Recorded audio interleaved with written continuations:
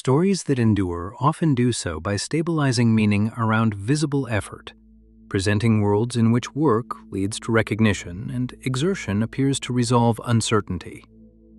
Over time, this framing makes strength feel legible, labor feel virtuous, and outcomes feel deserved, reducing the need to examine how visibility itself shapes what is valued. What is seen working hard is assumed to be working correctly. The figure of Hercules is commonly placed within this logic. He is remembered as strength made visible, labor made exemplary, and virtue proven through endurance under observation. Because his actions are public and his tasks are spectacular, the system surrounding him is rarely questioned, even though spectacle quietly alters what effort means and how value is assigned. In such narratives, stability comes from repetition. Trials recur, labor accumulates, and identity appears continuous because each display confirms the last. The cost of this arrangement remains obscured, not because it is absent, but because the conditions that produce meaning are treated as neutral rather than constructed. The purpose of this observation is not to dispute strength or diminish labor, but to pause the assumption that visibility clarifies virtue. When effort is performed under constant observation, the system does not simply measure work, it reshapes it. What appears natural in these stories often reflects what the structure makes easiest to see. Within the narratives that surround Hercules, behavior follows a familiar and highly legible pattern. Strength is expressed through labor, labor is repeated through tasks, and completion is treated as confirmation of virtue. Each action appears to justify the next, creating a cycle in which effort becomes both the means and the proof of moral standing. Hercules operates within assumptions that make this pattern feel natural. He assumes that work resolves doubt, that endurance answers accusation, and that visible effort stabilizes judgment. These assumptions are rarely questioned because they are continuously reinforced by outcomes as tasks are assigned, tasks are completed, and recognition reliably follows. From within this framework, repetition is not redundancy, but reassurance. Each labor renews the expectation that strength, once demonstrated, remains valid, and that virtue can be reaffirmed through continued display. The pattern does not require reflection because it already contains its own logic, one in which doing more consistently confirms being enough. This logic also simplifies decision-making. Hercules does not need to choose between multiple forms of value because value has been narrowly defined. Physical endurance, visible strain, and completion under observation become the dominant measures, while other dimensions of judgment quietly recede. Importantly, this pattern does not emerge from recklessness or blind obedience. It is adaptive within the conditions that surround him.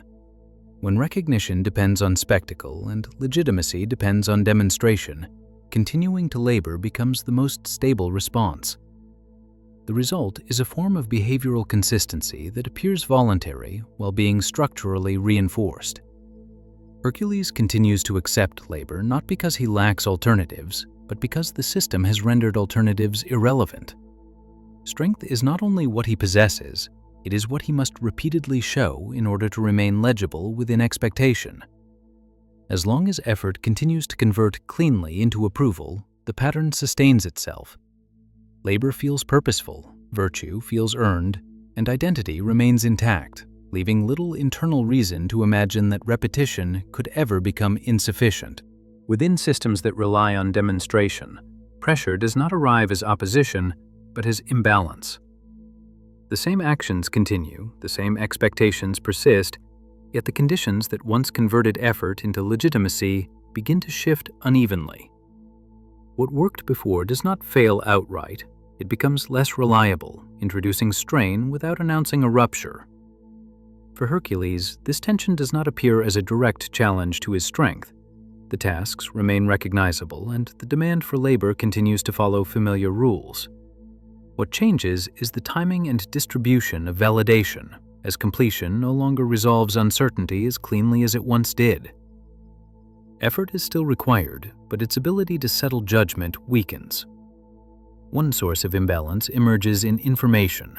Hercules is asked to act without full visibility into how standards are shifting around him. He completes what is placed before him, yet the criteria by which completion is interpreted begin to vary. What was once sufficient proof becomes provisional, and proof itself starts to require repetition rather than resolution. Another imbalance appears in sequencing.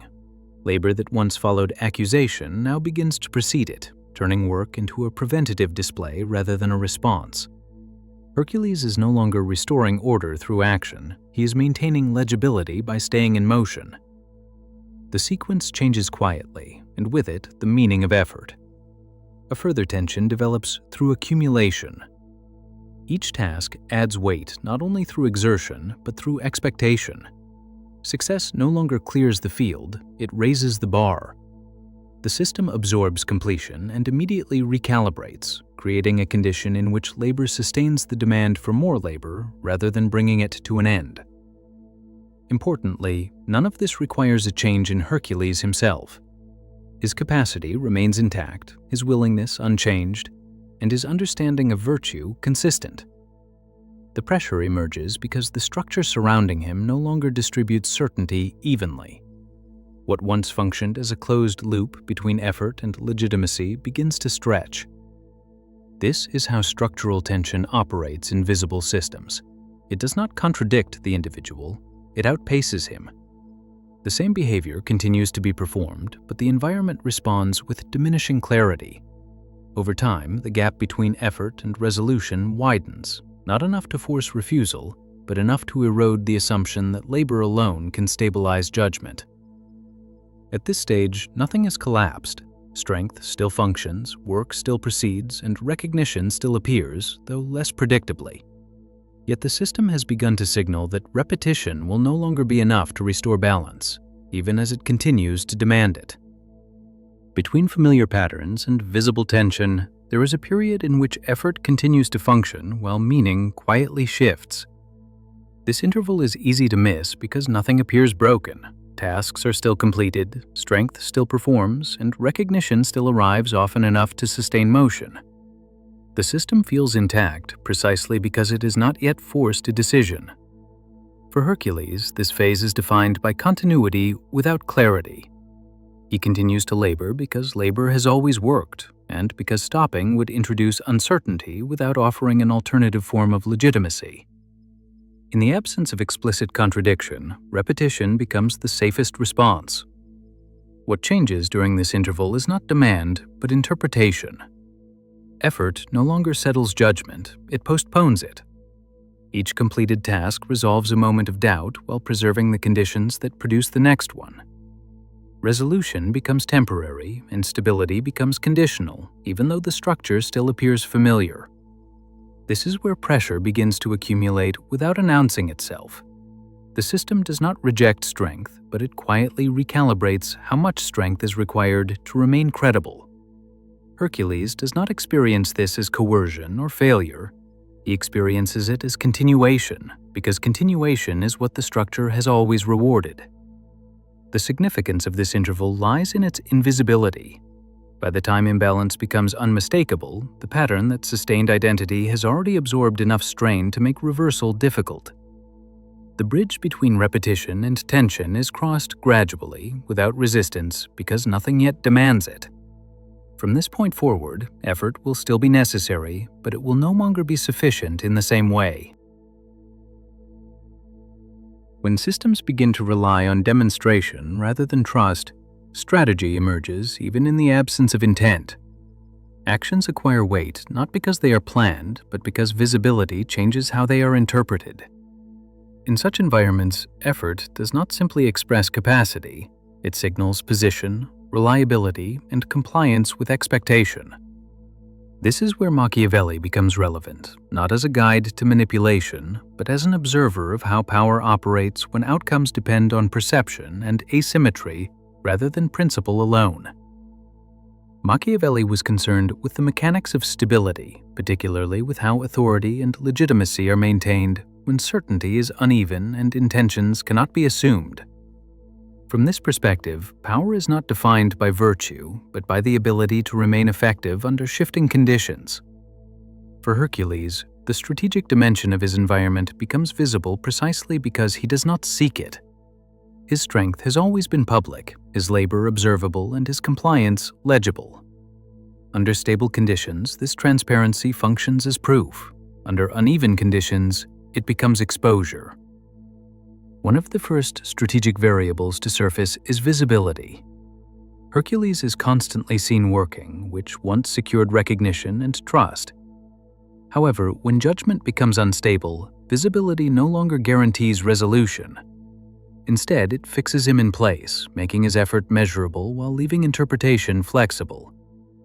Those who assign meaning retain discretion, while those who perform labor absorb the cost of ambiguity. Another variable is leverage.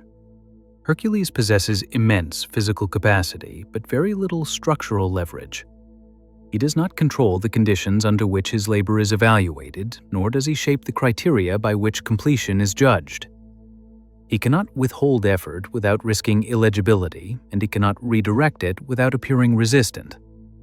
In Machiavellian terms, this places him in a position of strength without power, capable of action but unable to alter the terms under which action is valued. Information asymmetry further reinforces this imbalance. Hercules acts within rules that appear consistent, yet the interpretation of his actions shifts beyond his view. Others observe patterns, anticipate outcomes, and recalibrate expectations, while he remains committed to demonstration as the primary form of legitimacy. His reliability becomes a constant within a system that benefits from variability.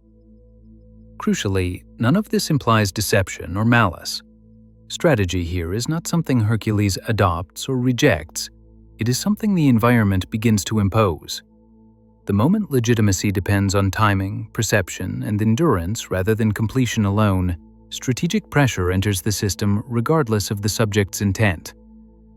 Machiavelli's central insight was that power does not disappear when it is ignored. It redistributes itself.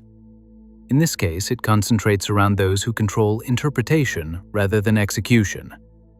Hercules continues to labor because labor remains the only available currency, even as its purchasing power declines. What shifts is not his morality, but his position. He remains the same while the system reorganizes around him, creating a condition in which effort sustains demand rather than resolves it. In Machiavellian terms, this is the point at which fortune turns, not because the subject acted poorly, but because he continued to act as though the structure were unchanged. Strategy, in this sense, is not about domination. It is about survival within asymmetry. Hercules does not become calculating. He becomes constrained by a system that now requires visibility without offering closure and endurance without granting stability. When external structures begin to demand more than they resolve, the first strain does not appear in behavior. It appears internally, as the individual is required to maintain coherence under conditions that no longer fully align with prior assumptions. This is where the psychological cost of adaptation begins, and where Jung becomes relevant, not as a theory of growth, but as a framework for understanding tension within the self. For Hercules, this cost emerges gradually. He is required to continue acting in ways that preserve familiarity, while simultaneously registering that familiarity no longer guarantees outcome. Strength still functions, labor still proceeds, yet the sense that effort will bring resolution weakens. This creates a quiet form of self-monitoring that did not previously exist, as he must now hold confidence and uncertainty at the same time. Jung described this condition as the beginning of internal division, not as a dramatic split, but as a subtle awareness that the world no longer mirrors the self's expectations. When this awareness arises, aspects of the psyche that were previously unnecessary begin to form. Attention turns inward, not for reflection or insight, but for regulation, as the individual attempts to preserve stability under changing conditions. Hercules' earlier equilibrium depended on the absence of internal conflict. His role was clear, his value legible, and his efforts reliably interpreted.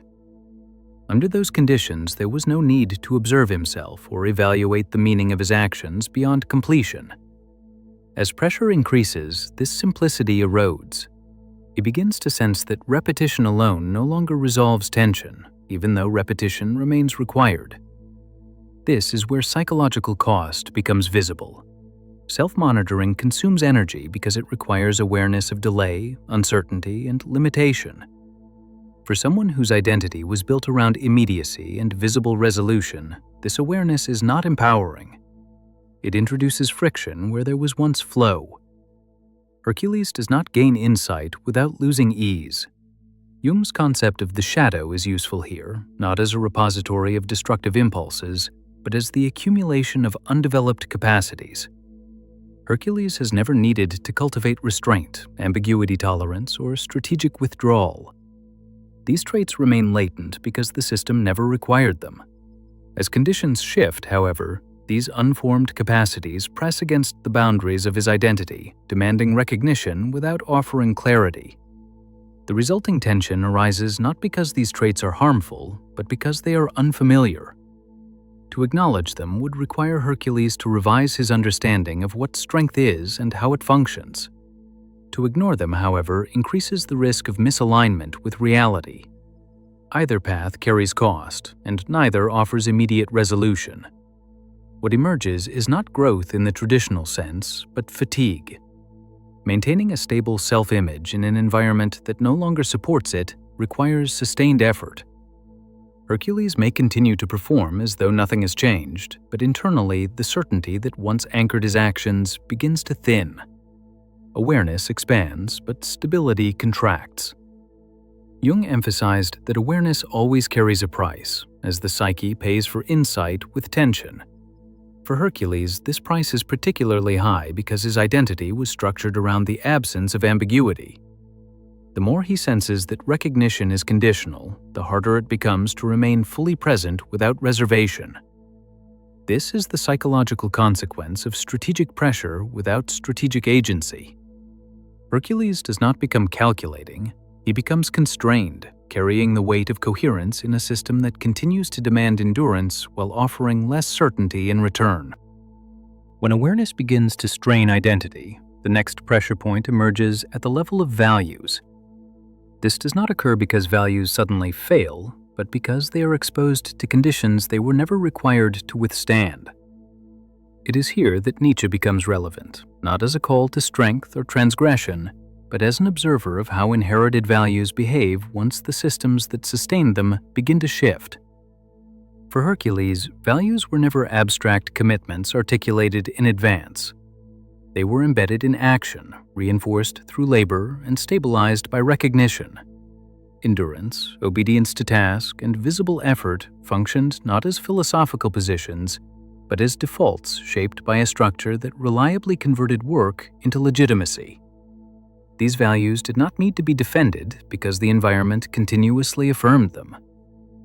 Nietzsche questioned whether values persist because they are intrinsically valid or because they are supported by the conditions in which they emerge. In Hercules' case, this question becomes unavoidable once labor no longer produces clear resolution. The actions that once expressed virtue begin to yield uncertain outcomes. Strength still appears necessary, but it no longer guarantees clarity, and endurance no longer secures closure. This shift does not invalidate those values, but it removes their insulation. Hercules is placed in a position where continuing to embody them carries cost. To persist in visible obedience is to accept increasing exposure. To continue laboring without resolution is to absorb uncertainty without recourse. These behaviors stop being neutral expressions of character and become decisions with accumulating consequence. Nietzsche observed that values reveal their structure under pressure. Some adapt by transforming, some fracture when conditions change, and others persist only by becoming more rigid. Hercules does not consciously evaluate this process, yet he experiences its effects. What once felt natural now requires effort, and what once stabilized identity now contributes to strain. The critical point is that nothing has been disproven. Hercules' values are not shown to be false or naive. They are revealed as conditional, having functioned because the system allowed them to function. When that allowance weakens, the values remain intact in principle, but costly in practice.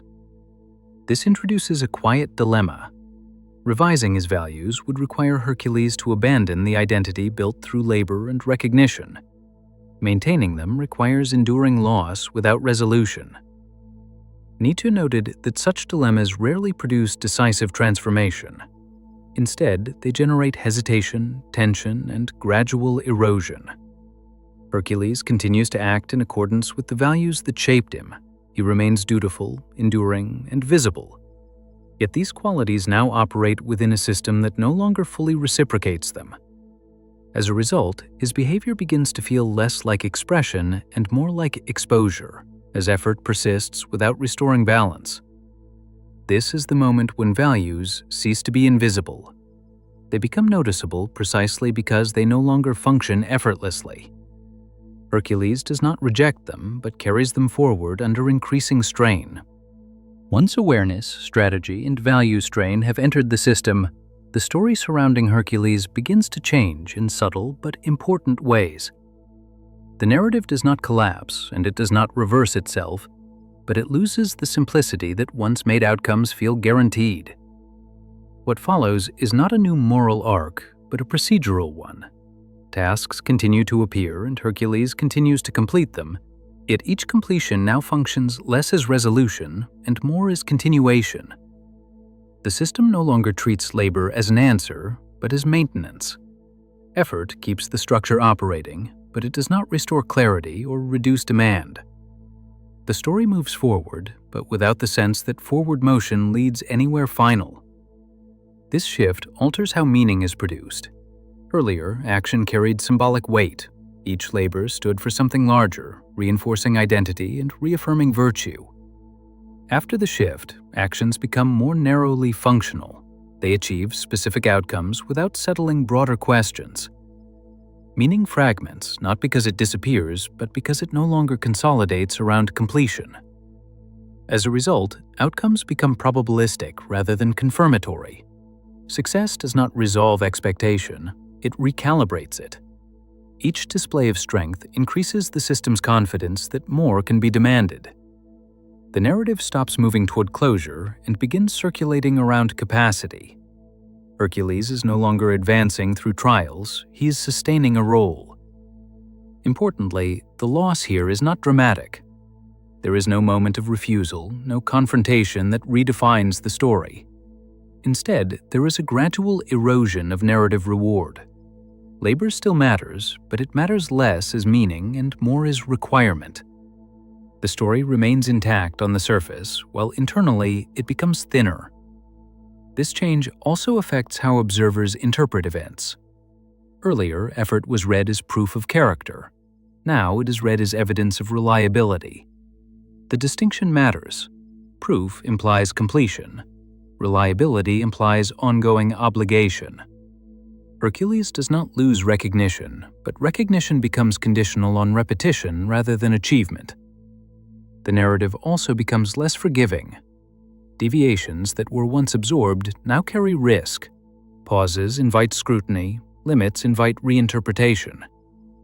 The story narrows around what can be consistently shown, reducing tolerance for anything that interrupts visibility. What emerges is a story without a clear lesson. Strength remains present, virtue remains asserted, labor continues, yet the relationship between them no longer resolves into meaning. The narrative persists, but without the promise that endurance will eventually bring release. In this phase, the story does not end. It simply stops concluding.